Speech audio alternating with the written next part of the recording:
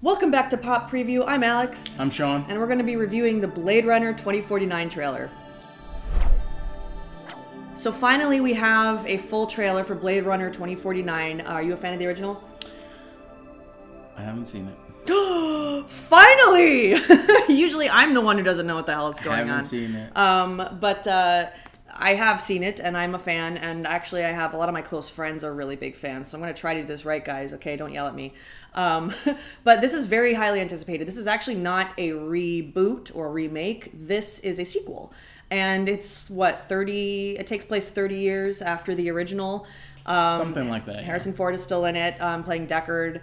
We have Ryan Gosling in it now. By the way, question, do we like him or do we not like him? I can't personally decide if I like him or not as an actor. I like him. There's been certain movies where he's done a pretty good job, so okay. I'm a fan. Yeah, I think I do, but I'm still not sold on it. So anyway, so I thought that was a kind of an interesting choice for this, to be honest. Mm-hmm. So we're going to see how that plays out.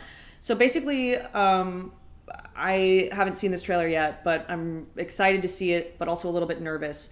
One of the things for me that made the original Blade Runner so enjoyable, and of course it was based on the book, was the aesthetic that Ridley Scott brought to it. You know, he has this very specific aesthetic. Yes, he does. The way he imagined this post-apocalyptic Los Angeles is just, basically for me, is sort of like the benchmark for like almost every, or not every other sci-fi film that came after it that depicts a post-apocalyptic world, but many of them, I would say, if it's sort of like a city vibe.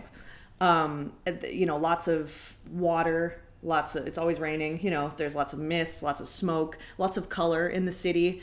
And of course he's playing with the idea of these giant, like, sort of screens, which was so iconic and has been used many times in a lot of subsequent sci-fi films. I'm a little nervous that it's going to look too clean.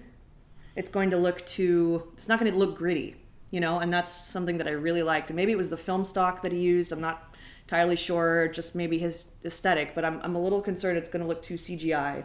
It's going to look too clean. I've heard that from a lot of people who are fans of the original. Yeah. So one of the reasons why I never saw the original was because it wasn't that big when it first came out. When it first came out, it actually bombed in the theaters. Yeah. And it's just one of those movies that, like, over time, it has picked up momentum and more people have seen it. Mm-hmm. But and as that has happened, more different versions have come out. So I'm the fan that, like, I actually curious to watch the original, but I don't know which version to watch. So if I'm gonna watch the original, which version should I watch? That's a very interesting question because there's so many, and it honestly sort of changes.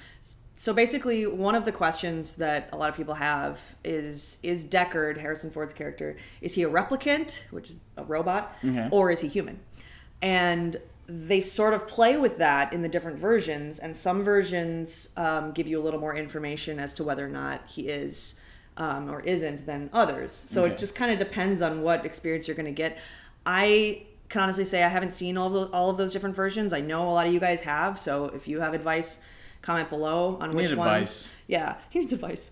So basically, the way they left it is Ridley Scott basically confirmed that Deckard is a replicant in an interview, but Harrison Ford has been very adamant, saying, like, no, you know, we disagree on this. He's not.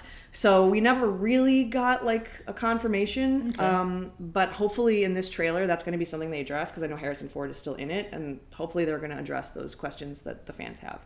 So I'm really curious. Do you want to just take a look? Yes. Talk more afterwards? Cool.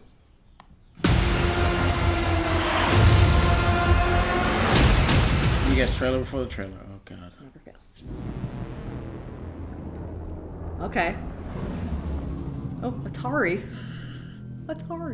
Every civilization was built off the back of a disposable workforce. But I can only make so many. Happy birthday. Wow.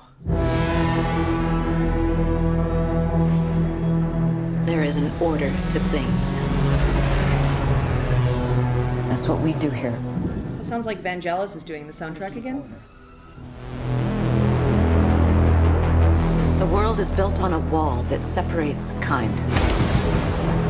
tell either side there's no wall, you bought a war. Love The Rival. Love Sicario, too. Okay. You're a cop. I did your job once. I was good at it.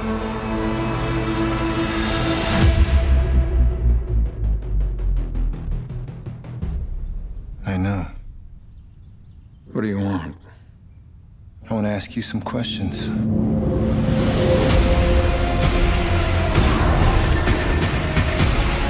The key to the future is finally unearthed. Bring it to me. They know you're here.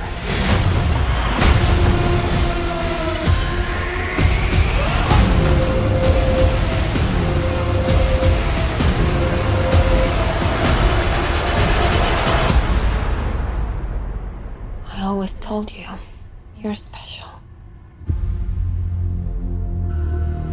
Your story isn't over yet. There's still a page left.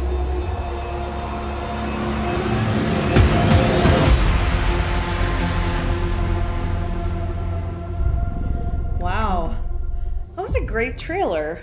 That was fun. I liked it. I enjoyed it. In terms of the aesthetic, it does look cleaner. But it does at least seem like we're talking about like the mist and the water and the color, like that's all still there. And of course the very, how do I say this? Structurally, like some of the buildings, like that first shot of LA, which is it's just very Scott, very, very Blade Runner.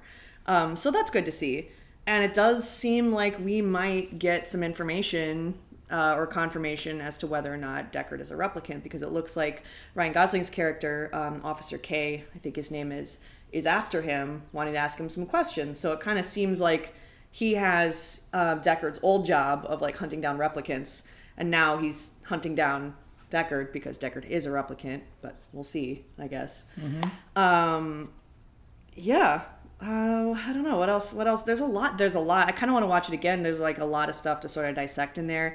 Jared Leto's in it, as you can see, and we see the birth of a replicant for the first time, which we didn't get that in the original. It just kind of comes out of like a plastic tube. I just finished watching the first season of Westworld, so it's very Westworld, or rather, Westworld is very nothing wrong with that. But yeah, so there's a lot of questions, I think, that fans are going to have. And I'm really happy with the trailer. It didn't give us too much, but just enough to sort of like get us excited. So. Well, I mean, this is the first official trailer. There was that little teaser was like thing, which I watched and I saw. Mm-hmm. For me, not having seen the original, which I will rectify before this one comes out, it did give us a little tease of the world. So, like, if you didn't see the original, I can see the appeal that this trailer. Atari's not even a thing anymore, but they're clearly they're still kind of a thing. Oh, well, sure, but not relevant. Not as relevant as they used to be. But yeah, I like how they're still at least sort of trying to bring in that sort of 80s, feel to it in this different dimension or reimagining. I mean, the only thing one of the things that I'm worried for the film, not necessarily like how good it is going to be, but how well it's going to do. Like, the rumors are that this movie budget is like around $150 to $200 million. So the first one wasn't as popular when it first came out. I know it has a good, strong fan base now, but it's still, the original is still more of a cult classic than anything else. I'll buy that. Well, yeah, I mean, that's debatable.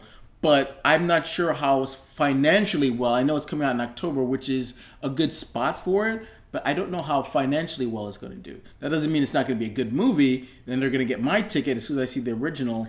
I'm going to be there, but I don't know how well it's going to do. That's a good point, because we've talked about this before about how there's such a backlash a lot of times when it comes to like messing with the original, and like I said, this is a sequel, but still they're messing with that world that they built. And I think there's going to be a lot of fans who are probably pretty upset about it and will reject it, even if they go see it. But yeah, because like once a sequel comes out, it changes how you look at the original, no matter how good or bad the sequel is. Like, a good example is Independence Day. I love that first one, And then when the second one comes out, it alters how you look at the first one based on what happens in the second one. I don't know. I choose to just put blinders on. Just like, nope, didn't happen. Not a thing. Well, like with the Matrix movies, it's the same thing. Like, it affects, once you see the sequels, it affects how you look at the original, because you see what happens to these characters versus a movie when it's standalone. It lets your imagination, like, wonder what happens. Like we're just saying about Deckard, is he a replicant or not?